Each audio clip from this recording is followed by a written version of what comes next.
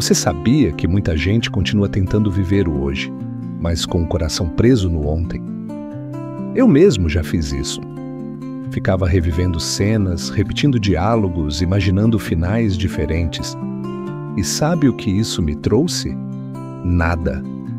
Só dor, frustração e tempo perdido. Por mais que a gente se culpe, chore, o passado não muda. O que passou já era.